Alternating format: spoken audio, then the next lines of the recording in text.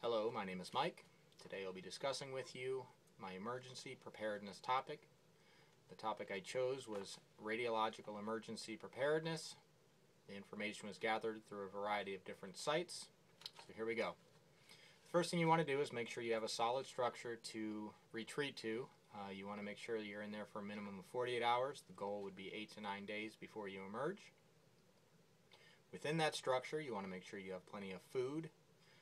Specifically, you want to have beans, rice, oats, sugar, pasta, powdered milk, dried fruit, and a can opener. You want to make sure that you have plenty of water for everyone who's in there with you.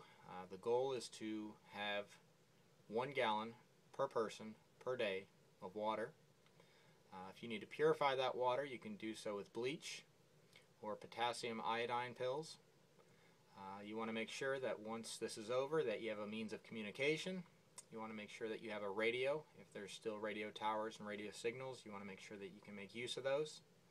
You want to make sure you have a cell phone. In the event that there are still cell towers available and cell service, you want to have access to a cell phone. And you want to have a whistle. In relation to meds, you want to make sure that you have any prescription meds that you may need. You want to keep a few months on hand in case of emergency. You want to make sure that you have Band-Aids, antibiotic ointments, gloves, thermometer, and any other things that you may need for your family. In addition to that, you want to make sure that you have some miscellaneous equipment, Visqueen, flashlights, bug spray, wet napkins, pliers, hand tools, a basic first aid kit.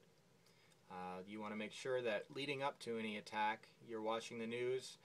Generally, there are indicators that there is going to be some sort of war between nations, and then you want to assess your risk. Some of those things would be your proximity to airfields and military installations, airfields in specific of greater than 10,000 feet of runway space. You want to make sure that if you're close to a port, you get out of the area if possible. All these indicators and risk factors may be an indicator that you are in an area that may be attacked by a nuclear weapon.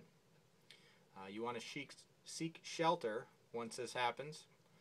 If you are near ground zero, there is basically no chance for survival. If you're a few miles out, you have about 10 to 15 seconds before the blast wave and 20 to 30 seconds before the shock wave hits you. If you're in an open field, you want to seek a low-lying depressed area to seek shelter there. You want to make sure if you get indoors that you're in a sound, solid structure, that you are fairly confident that that will not be destroyed and of a limited combustible material. And then you want to identify and be familiar with the different type of particles that are in the air. Alpha particles would be something that would be in the air that you wouldn't want to ingest or inhale. Beta particles can travel up to 10 meters. You may find that in falling debris. If you're out and about, you want to make sure that you keep any of that stuff off of you. It can cause burns. Remember, beta burns. And then gamma particles would be the most dangerous, and they can travel up to a mile. And there's relatively limited shielding available for you. You want to make sure that you stay away from these particles and make sure you seek shelter in the case of a nuclear attack. Good luck to you.